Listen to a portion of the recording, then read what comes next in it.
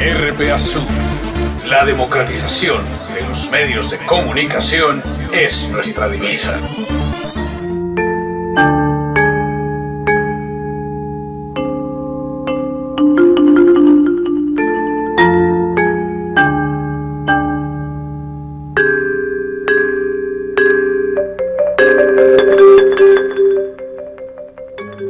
Muy buenas noches. El programa de hoy tiene que ver, para empezar, con recientes hechos que afectan la libertad de prensa. Amenazas contra 8 periodistas en Valledupar, el atentado contra la vida del periodista de Semana Ricardo Calderón, que ha hecho investigaciones incómodas para sectores de la fuerza pública, y el plan macabro para asesinar al periodista Gonzalo Guillén y los investigadores León Valencia y Ariel Ávila. Todo lo cual nos da la sensación de un ambiente cada vez más enrarecido, y son indicios ciertos de que hay amenazas de la criminalidad organizada que ya no solo están contra la prensa regional, sino que han ascendido y han escalado a la prensa nacional, que tradicionalmente ha estado más protegida. Y es que el estado de salud de una democracia se mide, entre otras cosas, por el grado de libertad de prensa, de libertad de información, de libertad de expresión, que son derechos fundamentales consagrados en la Constitución. Según la FLIP, la Fundación para la Libertad de Prensa, el año pasado se produjeron 158 agresiones directas contra periodistas, la cifra más alta en los últimos 4 años, y este año, según la misma fundación, se han registrado por lo menos 15 amenazas, 2 desplazamientos forzados, 3 agresiones físicas o psicológicas y casi o más de 20 casos de intimidación en Montería, Santa Marta, Barranquilla y Valledupar. Y hoy, hay que decirlo con tristeza, cerca de 100 periodistas tienen que ejercer su oficio escoltados.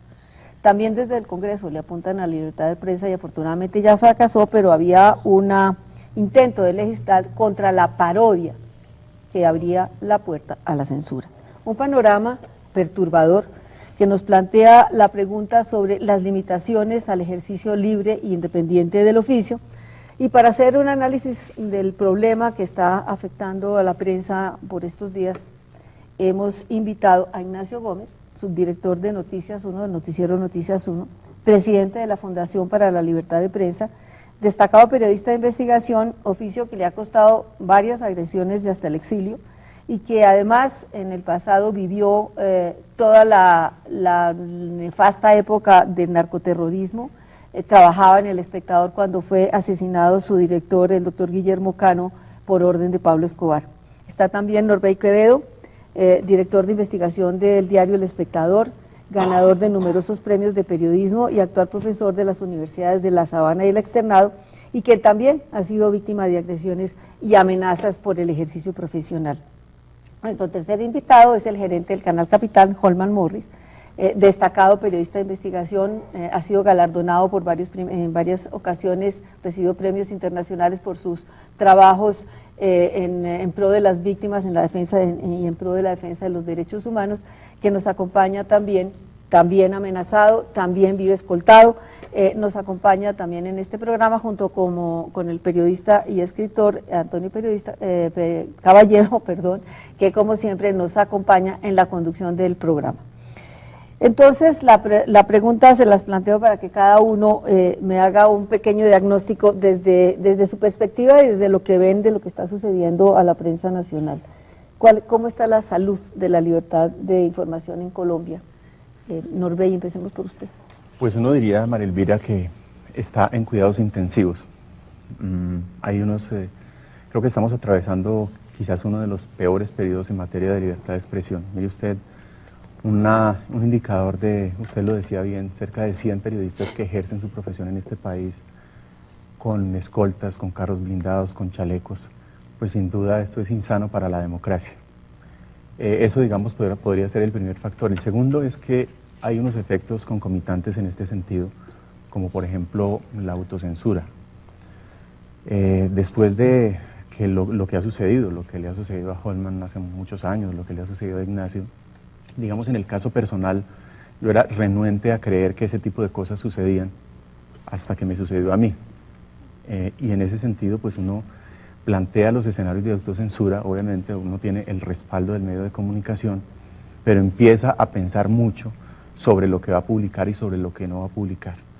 Eso sin duda es un factor fundamental. Y el otro asunto es el tema del manejo de las fuentes.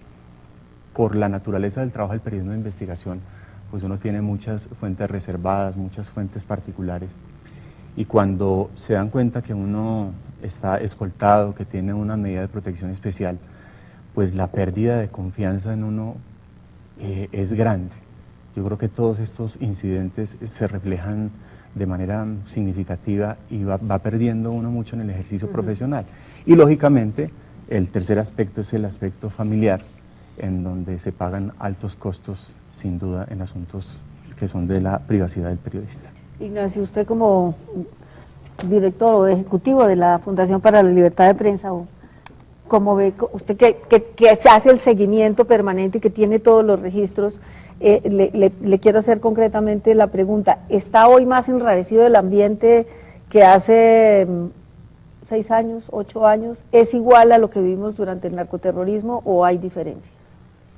Digamos que hay diferencias y hay diferencias profundas, hay diferencias en el tipo de casos que comporta el grueso de los que analiza la Fundación, hay diferencias en el tipo de actores que protagonizan esos ataques contra los periodistas y hay una diferencia de momentos, pero yo no creo pues que tengamos tanto el anuncio de que comenzó una grave enfermedad de la libertad de expresión como crónica, de que este es un evento sintomático que alerta sobre la gravedad de esa enfermedad. Uno podría decir que es una enfermedad crónica y que estamos en un momento de altos grados de fiebre. Exacto, tocó llevar el paciente al médico esta vez, pero que de todos modos está enfermo y que de todos modos ha venido agonizando durante mucho tiempo. ¿Pero cuál es el médico? ¿Ante qué médico se lleva al paciente? No, en este caso es un enfermero aficionado que es precisamente la Fundación para la Libertad de Prensa, que tratamos por lo menos de contabilizar los ataques y tratar de actuar diferencialmente sobre cada uno de ellos. ¿Han aumentado el número de actores o los actores son los mismos? Hay actores nuevos y hay actores nuevos más peligrosos que nunca antes. ¿Podría decir el ejército antirrestitución es uno. ¿Las élites regionales asociadas con la criminalidad son nuevas, son un fenómeno relativamente nuevo? Pues digamos que antes tenía como expresión el paramilitarismo que también afectaba a los periodistas y que también acabó con el periodismo regional en muchas partes del país. Ahora lo que tenemos es un reclamo general de la sociedad despojada de sus tierras, que obviamente dentro de esas comunidades hay periodistas, por decirlo así, desde los pequeñitos, desde el periodista del pueblo más pequeño y la emisora comunitaria, hasta periodistas de prominencia regional, como es el caso de los de Valledupar, hasta periodistas de talla nacional, como es el caso, por ejemplo, de León Valencia. Entonces tenemos toda la gama de ataques en el caso de la restitución. Pero no solo la restitución, dentro de los enemigos de la libertad de prensa hay también autoridades regionales o nacionales. Para mí es un avance, así suene muy dramático, que el comandante del ejército haya admitido como tesis de investigación que el caso de Ricardo Calderón se investigue dentro de la Escuela de Fuerzas Especiales de Tolemaida. Aclaremos para los que nos están oyendo y que no conocen el caso de Ricardo Calderón fue atentado contra su vida en una carretera de Ibagué a Bogotá.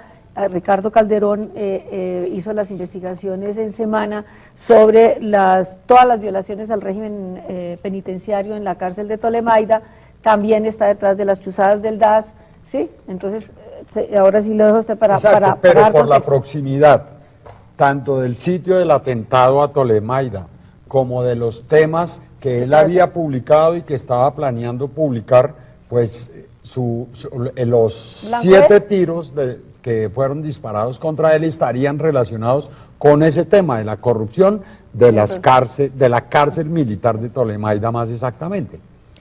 Holman, ¿cómo ve usted la situación? Pues ¿Y cómo la ve usted desde el gerente de un canal que ve los otros canales y lo que está pasando en los otros medios desde la cúpula de la dirección? que no es tan cúpula, ¿no? Bueno, la semicúpula entonces. Bueno, yo me respondo esa pregunta con otra pregunta, haciéndome otra pregunta. ¿Cuántos de los medios que fueron aniquilados con el asesinato de sus directores o con la expulsión, persecución de sus directores volvieron a nacer hoy ante la opinión pública? Es decir, voy a ponerte un ejemplo que tú conoces muy bien. La revista Cambio, ¿qué pasó? Desapareció producto de una presión importante del gobierno anterior, y eso es un espacio de opinión que se pierde. Los asesinatos y atentados contra periodistas en las regiones especialmente, que han comprometido medios de comunicación. Recuerdo en este momento los casos de Barrancabermeja y los casos de Tumaco y Pasto particularmente. Son medios de comunicación que no volvieron a aparecer. Entonces, para mí eso me da, digamos, un estado de que la libertad de prensa todavía hoy está herida de muerte. Digamos, ahí yo digamos, te respondo la primera parte. La segunda parte de lo que a mí me da un diagnóstico del estado de la libertad de prensa en Colombia es el hecho de que se siga manteniendo la impunidad. Yo seguiré, digamos, terco, insistente en este tema, en lo que es la cacería criminal del DAS contra todo lo que piense diferente, incluyendo periodistas. Usted insiste en la nueva central de inteligencia, que no sé ni cómo se llama y no sabemos si existe, pero que está en su cabeza el coronel Echandía, sigue chuzando, sigue persiguiendo personas de izquierda. Yo creo que sigue chuzando periodistas. En el momento en que salga este programa al aire, que va a ser en un par de horas, pues, la noticia va a ser lo que acaba de revelar el senador Juan Lozano en la Comisión Segunda del Congreso. Bueno, palabras más, palabras menos, lo que nos está diciendo es que esa renovación, hacia la nueva dirección de inteligencia, eso no está sirviendo porque se están cometiendo las mismas prácticas de cambiarle el nombre y no más. Sórdidas de inteligencia contra, en este caso, contra periodistas. Hoy sabemos que es Gardiazabal y Hernán Peláez, pero yo me pregunto, yo creo que pueden ser más, porque solamente nos atenemos a que son solamente los dos nombres, y perdóname, y termino con la última, desde la gerencia de esta cúpula importante de Canal Capital.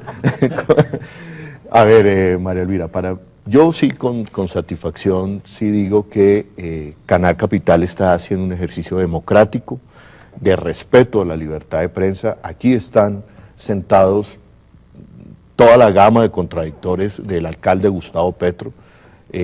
Creo yo que es el canal donde más horas tiene la contradicción de la propia alcaldía, y eso se me hace a mí un ejercicio sano para la democracia y un ejercicio sano para la misma alcaldía, que demuestra el respeto y sobre todo la reivindicación por la televisión pública.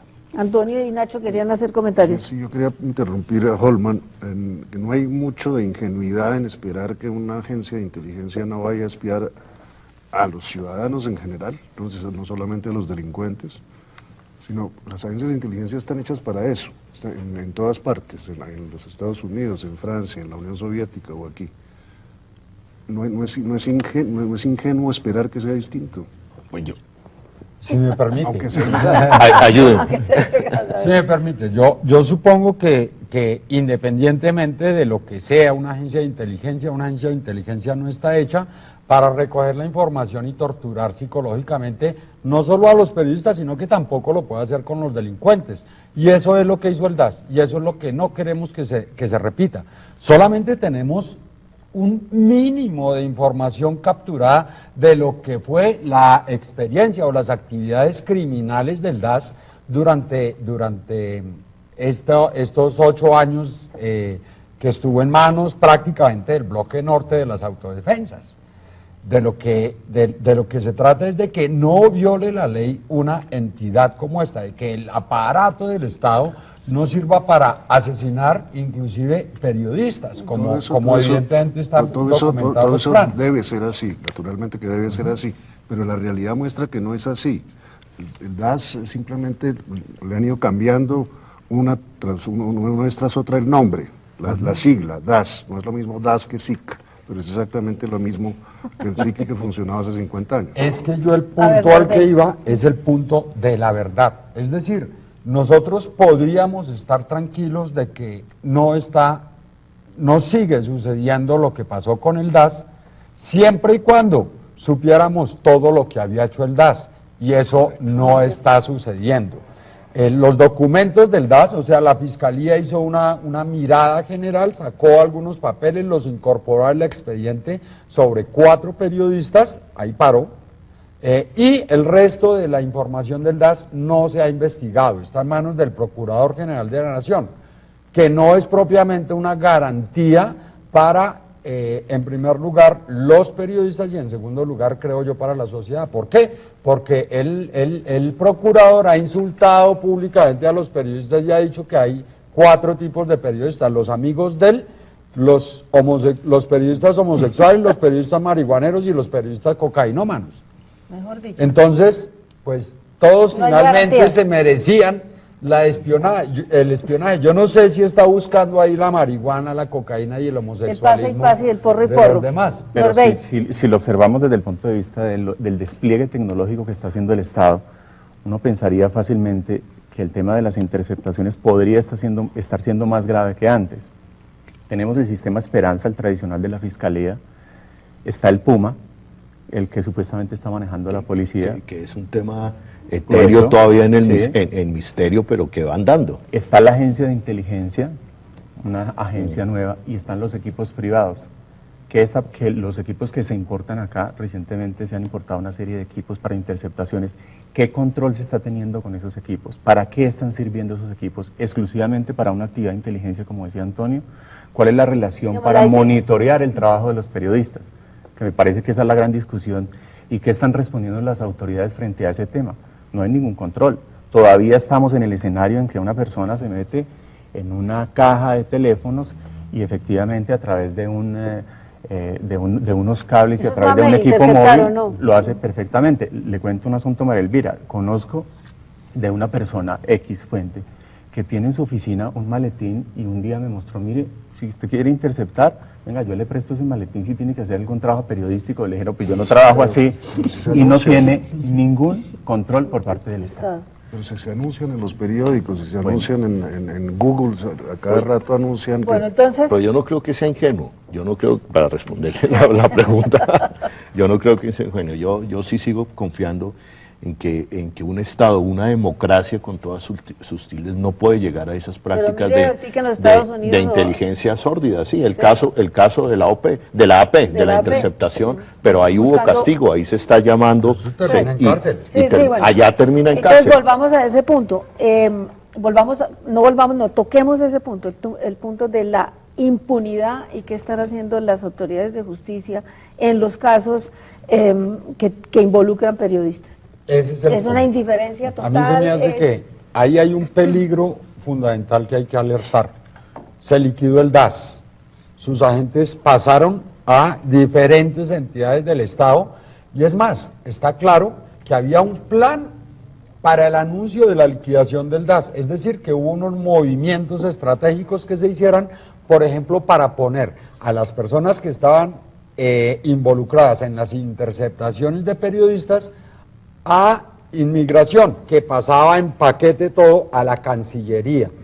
Allá sin facultades de policía, sin evidenciar en ningún momento su intención policial, estas personas que se han lucrado y que han hecho actividades ilegales persiguiendo periodistas y recogiendo información y utilizándola para torturarlos psicológicamente, están trabajando amparados por el Estado y están teniendo las cifras de quién entra, quién sale y para dónde en todo el país. Otros fueron remitidos a la DIJÍN, pero como no hay investigación seria, como no se sabe cómo fue conformado el grupo, qué personas participaron, qué no, cuál fue el papel de cada uno de ellos, pues tienen su hoja de vida en blanco en entidades del usted Estado. que tiene todas las cifras en ese sentido, ¿cuántos casos hay en la Fiscalía abiertos que estén implicados casos de agresiones o de atentados o de interceptaciones a periodistas cuántos han prescrito por vencimiento de términos, cuántos están pendientes de prescribir, es decir, ¿qué grado de impunidad hay en los casos que rodean a periodistas?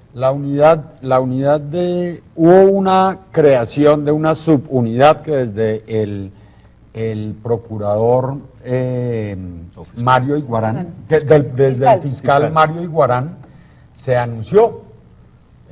Y todo el tiempo nos informaron datos de esa subunidad de la Fiscalía que en primer lugar solamente investigaba periodistas asesinados. Es decir, si fallaban, como en el caso de Ricardo Calderón, olvídese que jamás lo vamos a investigar. Y durante algún tiempo recibimos algunos informes muy mal elaborados, sin ninguna técnica, sin información organizada de ellos. Cuando pedimos la información el año antepasado, nos dijeron, no, si esa subunidad nunca ha existido. Entonces nos escribió un fantasma y si hubo subunidad nunca entregó un informe de gestión. Nosotros vigilamos 168 procesos en la Fiscalía relacionados con asesinatos. Bueno, no solo en la Fiscalía, los investigamos ya ahora en la Comisión Interamericana de Derechos Humanos, los que han prescrito por denegación de justicia en el país. O sea que la impunidad que son 42. es la norma. Volvemos, interrumpimos unos breves minutos y volvemos con ustedes.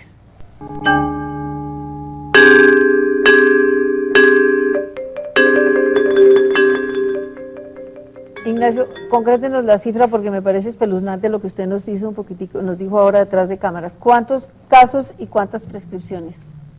Tenemos 168 casos documentados de la Fundación. 42 asesinatos de periodistas han prescrito, pero de una cifra más grave. El 43% de los casos que conocemos nosotros nunca los conoció la Fiscalía. No ha podido decir dónde están las investigaciones, qué pasó, y nos estamos refiriendo, reitero, solamente al caso de asesinatos. Pero los demás casos pertenecen a investigaciones locales que nunca se juntan y que nunca llegan a nada.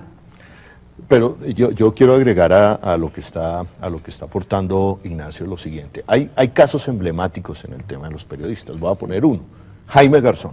Orlando Sierra. Jaime Garzón, Orlando Sierra. Sí, el caso de Jaime Garzón, donde la Fiscalía ya ha determinado uno de los autores intelectuales, que es el señor José Miguel Narváez, nada menos y nada más subdirector del DAS en la época de la grandiosa seguridad democrática de este país, está hoy en la cárcel como determinador intelectual del asesinato de Jaime Garzón, y el señor se da el lujo hoy de dos cosas. Una, de estar en una cárcel 5 estrellas, en Facatativá, con los militares a quienes les daba instrucción y era su profesor. Y dos, cada vez que lo llaman a una audiencia por el caso del DAS, porque además es la mente detrás del caso del DAS, se da el lujo de decirle al juez, no, hoy no puedo ir porque tengo dolor de estómago, tengo una uña partida. Entonces, si ese es en el caso de Jaime Garzón, ¿qué puede pasar? Esperar de un periodista de provincia? Cultural sobre Jaime Garzón, y eso a mí se me dice que hay que meterlo ya.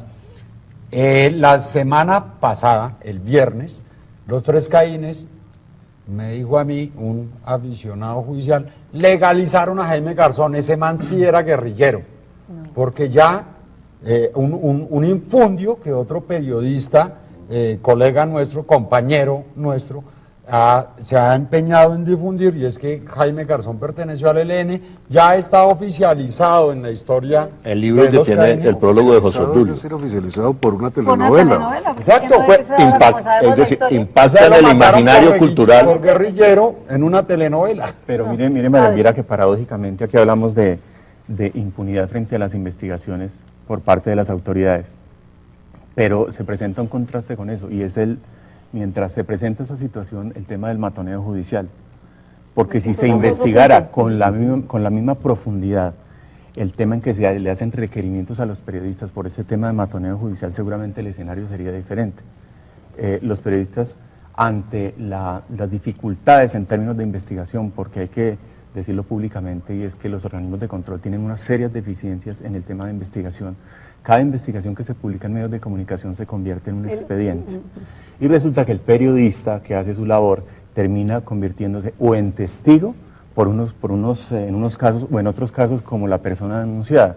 Y entonces llegan a medios de comunicación requerimientos, señalamientos, Cuando no son interrogatorios, tutelados, como en el caso del Por exmagistrado Escobar Araujo y los botines, que Exactamente. tuteló a cuantos periodistas se atrevió a mencionar su Entonces, nombre. si esa eficiencia fuera proporcional, seguramente no tendríamos esos 48 casos de impunidad que los que hablábamos. Quiero traer a colación una reciente encuesta de la firma Cifras y Conceptos para el proyecto Antonio Nariño que revela una situación preocupante que lo concreta en cifras de todo lo que hemos hablado aquí. Dice es una encuesta hecha con, ¿cuánto usted sabe el número de periodistas? 1.500 periodistas. El 20% dice haber tenido restricciones de las autoridades para su libre movilización. El 26% dice haber recibido amenazas por canales electrónicos. El 23% haber sido vigilado ilegalmente por el Estado. El 21% haber sido agredido por miembros de la fuerza pública. El 14% haber recibido agresiones por grupos ilegales. La consecuencia de Todas esto... las anteriores. Todas las anteriores. La consecuencia de esto es un aspecto que señalaba Norbey, que es el de la autocensura. El 47% dice que se autocensura por presencia de grupos armados, por miedo a perder el trabajo, por estigmatizaciones de parte de alcaldes, gobernadores o altos funcionarios públicos, por presiones de las autoridades, por interferencia indebida de los editores en sus historias, por acoso judicial. Es decir, el panorama que está pintando esto, y es una encuesta hecha hace un mes, es un panorama de acoso, al cual diría yo que se suma el hecho de que hay cada vez menos medios, y los grandes medios están concentrados en pocas manos, y hay una tendencia de los periodistas, precisamente porque cada vez son menos las fuentes de trabajo, a, como digo yo, no patear la lonchera y hacer un periodismo de trámite. Es decir, lo que dice usted, no hagamos solas porque de golpe perdemos el puesto.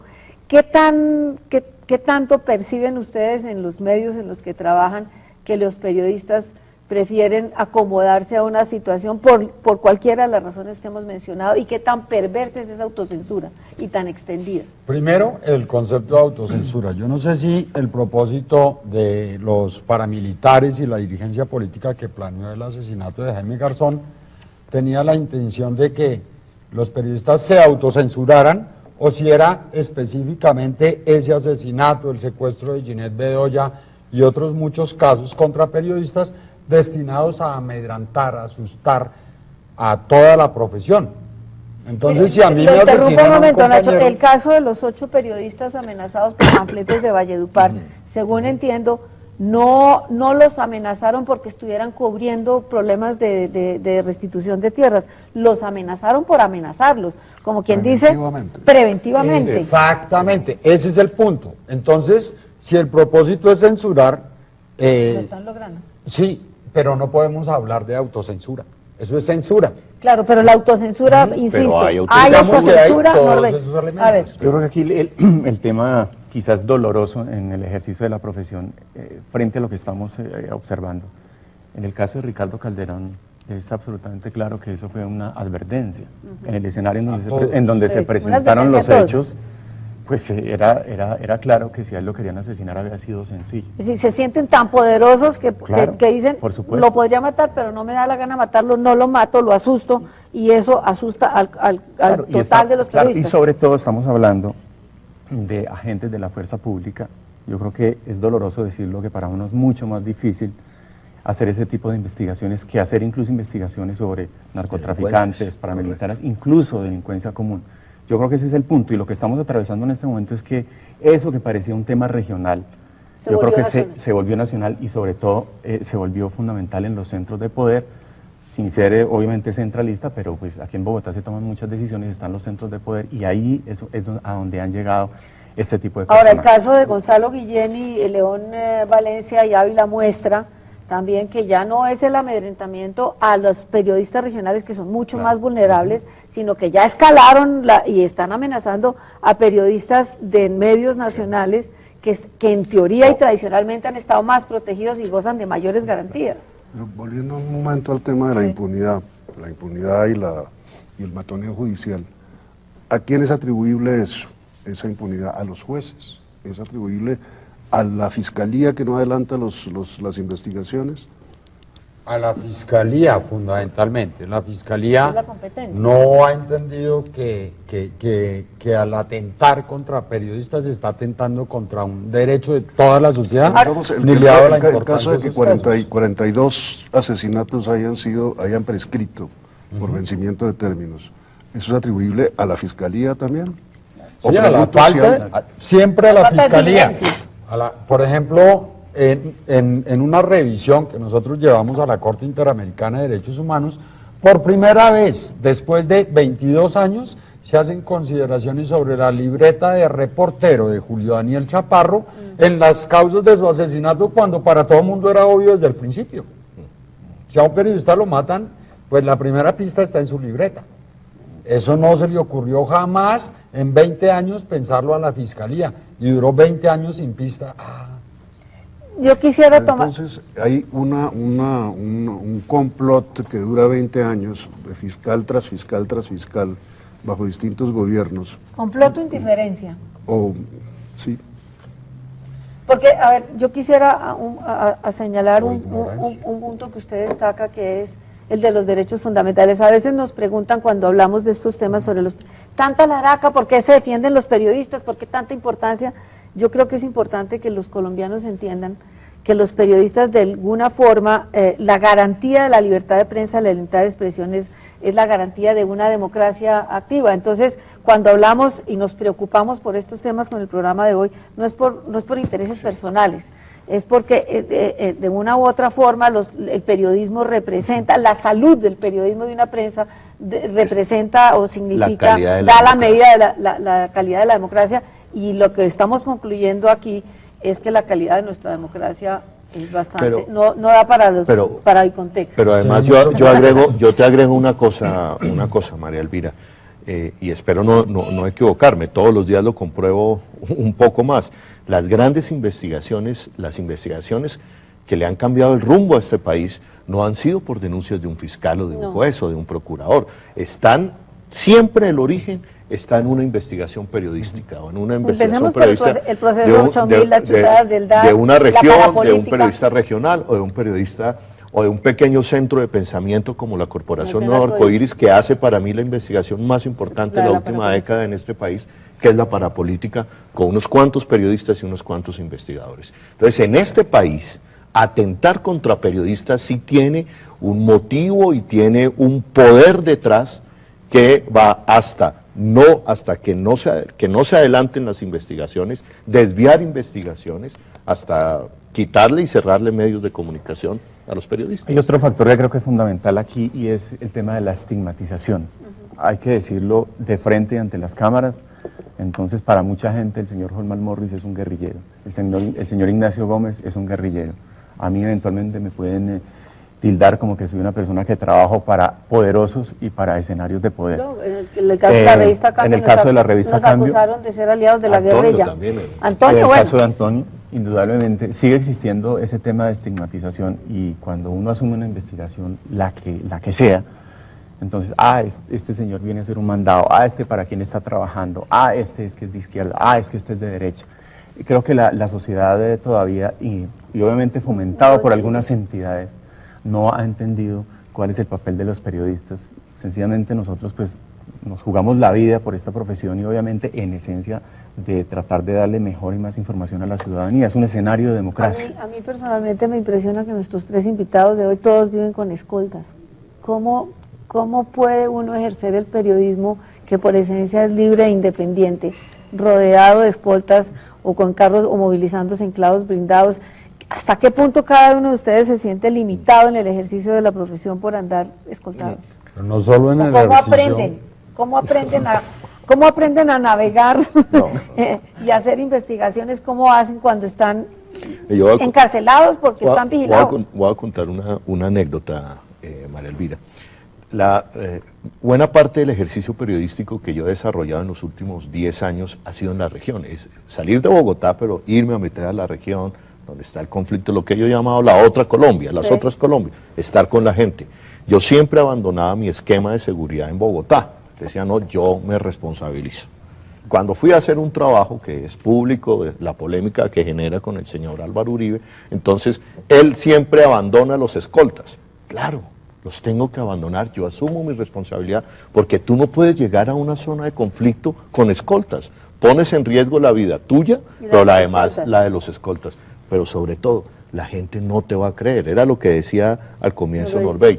Tú llegar a donde campesinos vulnerados por la violencia, negritudes, con gente armada, eso no tiene ni pies ni cabeza. Entonces uno arriesgaba su vida, pero obviamente no hay nada, es una tortura permanente andar con escoltas. Aquí hay gente en este país que le da envidia que un periodista ande con escoltas. ¿Alguno de ustedes se ha abstenido de seguir en una investigación por cuenta de que no se siente, que por estar vigilado siente que no tiene las garantías o que no puede acceder a las fuentes? ¿Han tenido que suspender investigaciones algunos de ustedes por eso, Nacho? Sí, e inclusive no iniciarla, porque implica un escenario en donde uno no va a estar seguro y mucho menos con escolta. Exacto.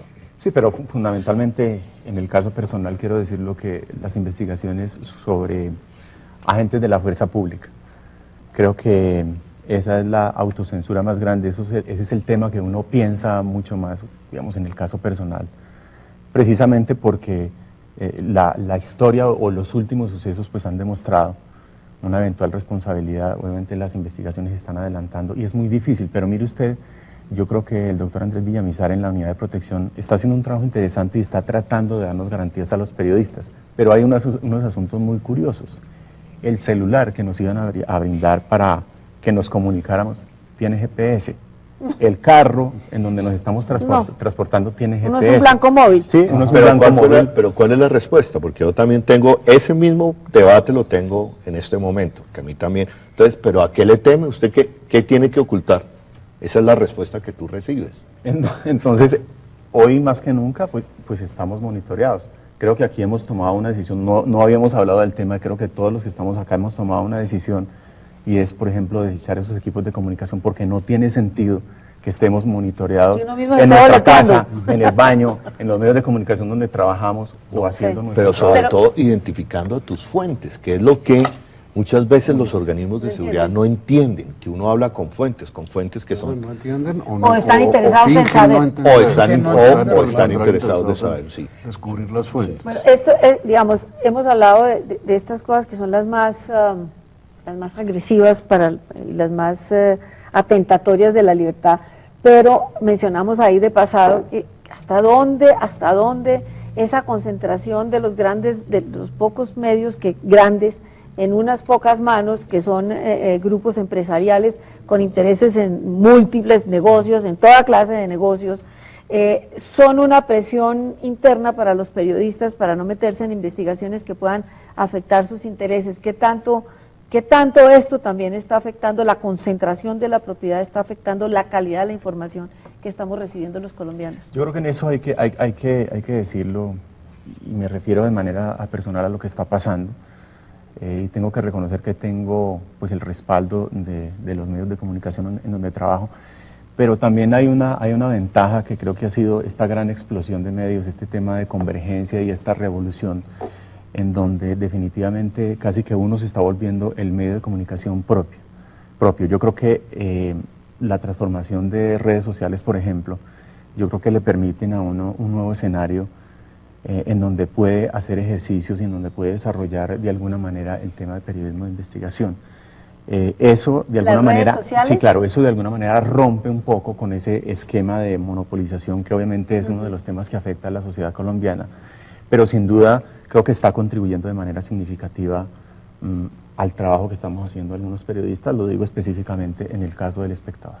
Yo creo que hay dos cosas que decir ahí. Uno, que no podemos partir de la base de que un empresario compra una panadería para hacer un mal pan.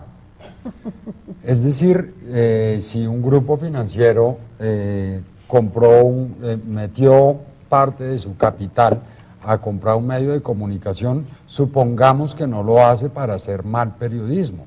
Pero lo hace para ejercer poder, y el poder es de pronto trancar exacto. Investigaciones. El problema no está en que que haya una buena inversión. Esos grupos tienen intereses variadísimos en todos los sectores del país. Exacto. Entonces, esos dos, llamémoslos por su nombre, ¿no? Es Luis Carlos Sarmiento y el Grupo Santo Domingo. Sí. y el grupo Ardila Lule, por supuesto.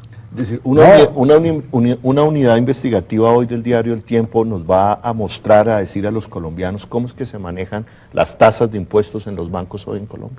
Julio Mario Sí, pero tiene sin duda inversiones en pero las tasas, creo que el espacio está ahí libre pero hay para el que verlo, espectador hay y que se verlo, nos idea al tiempo. y hay que verlo en todos los escenarios, no es un problema de Colombia. O sea, Claro, la no, inversión es un en medios de fenómeno de toda comunicación, la- pero es un fenómeno mundial. mundial. Yo creo que paradójicamente o paulatinamente los dueños de los medios han entendido que invertir en medios de Que el objetivo es un comunicación negocio también. y que hacer buen Exacto. periodismo es rentable. Sí. Yo creo que un poco en Sí, esa lo he línea entendido. se ha mejorado. Puede tener Se ha mejorado. Por buen periodismo, el de Berlusconi, por ejemplo, o el de... Por o el de supuesto que no. Murdoch. Por supuesto que no. Les Por propongo supuesto que que no, pero veamos- creo que hay diferencia entre el periodismo y la delincuencia a través de un periódico, que es lo que han ejercido estas personas. Les propongo que toquemos ese tema en unos minutos después de esta breve interrupción.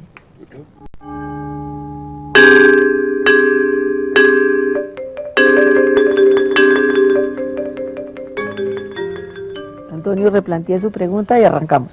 Sí, es verdaderamente, puede ser verdaderamente neutro, por lo menos neutro, un periodismo como el que hacen en Italia, Berlusconi, en Gran Bretaña y Estados Unidos, Murdoch.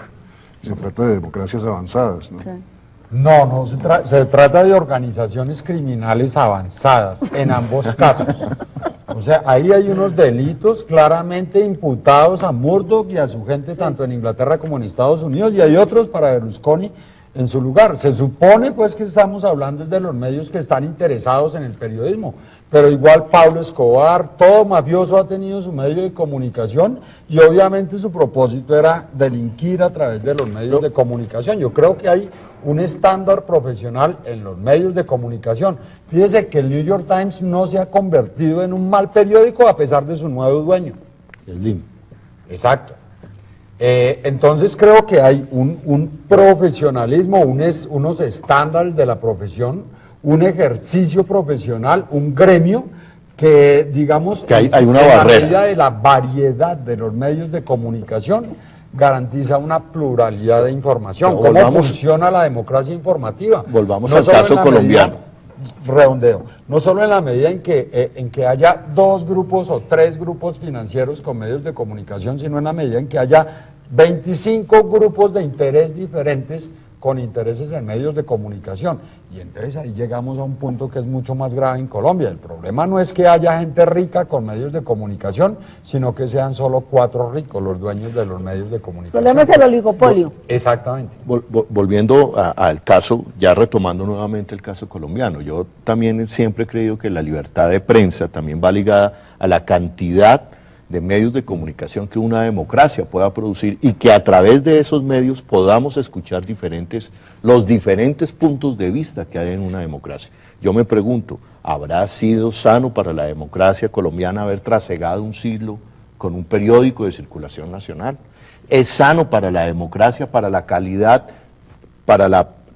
informativa de los colombianos, haber trasegado, ya vamos casi para medio siglo, con una sola revista de circulación de opinión, de circulación nacional? Yo no creo que eso sea sano, pero entonces ¿dónde está la respuesta? ¿Qué nos ha pasado como sociedad? Hoy los indígenas, los afrodescendientes, las víctimas, diversidad de puntos de vista y de voces de esta sociedad tienen el mismo poder para impactar y generar opinión pública en Colombia? ¿O el problema de que sean grandes grupos económicos los que estén dictando la agenda informativa del país es los que le están diciendo a este país qué es importante y qué no es Pero en importante? esa medida yo creo que Norbey señaló un punto, las redes sociales están imponiendo agenda también. Sí, sin duda. Y yo creo que uno tendría que preguntarle a la sociedad qué hizo, cuál fue el apoyo cuando un periódico como El Espectador fue volado por Pablo Escobar, cuando su director fue asesinado. ¿Cuántas personas de las que están ahí en las pantallas, en su televisor, dijeron voy a comprar una suscripción del Espectador, voy a apoyar con pauta publicitaria? ¿En dónde está la responsabilidad también de la sociedad? Y miren ustedes que mucho se critica o se cuestiona quizás este tema de monopolios, pero observen ustedes la edición del periódico El Espectador del domingo. El señor Alfredo Molano, sociólogo, un gran periodista, se fue para La Habana y los señores jefes de la delegación de las FARC se pronunciaron en extenso. Y esa información salió en Blue Radio, salió en el canal Caracol, salió en El Espectador, en elespectador.com. Lo que quiere decir que de una u otra manera, es cierto, hay pocos medios, pero hay una perspectiva interesante en medios de comunicación digitales. Yo creo que en eso tal vez estaría la perspectiva para la construcción de una mejor democracia, sin duda.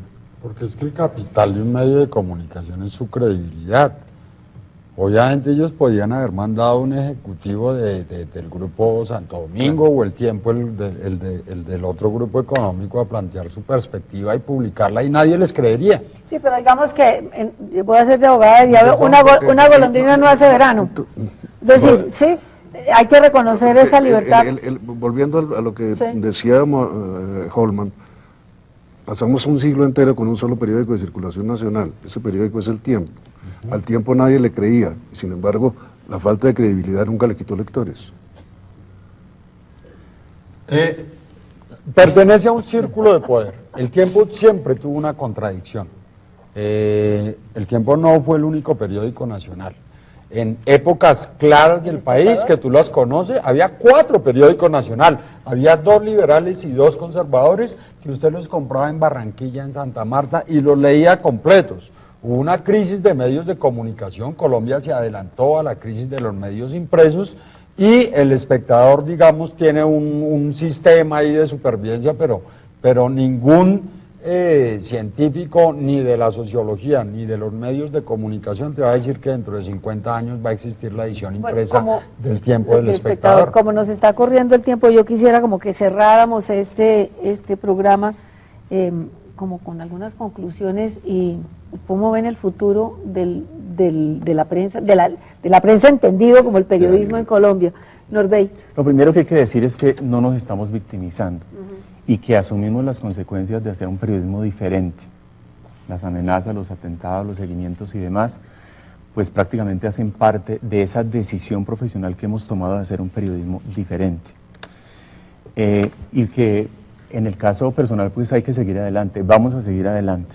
Lógicamente, en términos de periodismo de investigación y demás y de trabajo, estamos reunidos acá, yo creo que si nos sumamos, ya estamos un poco viejitos, somos 200 años de periodismo. Bicentenario. Y creo que uno toma las alternativas, la decisión de la autocensura, de la forma de trabajar, está de manera personal. Todos los que estamos acá hemos tenido seguramente esas circunstancias y esas situaciones. Por lo tanto, es una decisión personal. Mi decisión personal es seguir trabajando, pese a todas las dificultades, para aquello que necesita el país, que es la construcción de democracia desde diferentes puntos de vista. Hay un dato ahí muy ilustrativo. Yo le pregunté a los decanos de AFACON, de las Facultades de Comunicación reunidos, que cómo les había ido con el reclutamiento de estudiantes en el año 2000, particularmente en Bogotá, pero también había cifras de Antioquia y había cifras de Barranquilla, porque en el 99 asesinaron a Jaime Garzón, y era el reclutamiento de primíparos siguiente al asesinato de Jaime Garzón para saber si eso había disuadido, no, los estimuló, tenían el doble de aplicaciones después de la muerte de Jaime Garzón. Yo creo que la libertad de prensa es un valor nacional, no en vano el primer presidente es un luchador de la libertad de expresión como Antonio Nariño, y digamos que en el imaginario de los colombianos el tema de la libertad de expresión siempre ha estado ahí, y produce este tipo de semillas. Lo que pasa es que solución técnica en este momento no hay, ni nos corresponde, como decía Norbey, a nosotros que ya sumamos 200 años, aportarla. Eso le corresponde a las nuevas generaciones. Holman. Bueno, yo digo, digamos, haciendo este paso como gerente de un canal público de televisión, yo sí creo que hay un papel que tiene que retomar la televisión pública en el país de cara a un periodismo de investigación, de cara a una agenda pública de mayor diversidad informativa. Yo sueño, y se lo expresé al ministro de Comunicaciones hace pocos días, la televisión pública en el país tiene que hacer y generar los mejores noticieros del país. No puede ser posible que la agenda noticiosa informativa del país recaiga en canales privados de televisión. Yo creo que la televisión pública está en mora de hacer el mejor noticiero informativo del país. Y 2, sí creo que la sociedad colombiana tiene que dar un debate tranquilo, pausado, de cómo la afecta sí o no, o cómo potencia su democracia el hecho de que grandes grupos industriales sean los dueños de los grandes medios de comunicación. Una frase estocada de cierre. No, me parece que el papel de los medios de comunicación debe ser fundamentalmente el de vigilar a las autoridades, no el de hacerse proteger por las autoridades. Bueno, muchas gracias por habernos acompañado en este programa. Espero que haya sido de interés y los invito a uno próximo el martes a las 8:30. Muchas gracias y buenas noches. RPA Sur, la democratización de los medios de comunicación es nuestra divisa.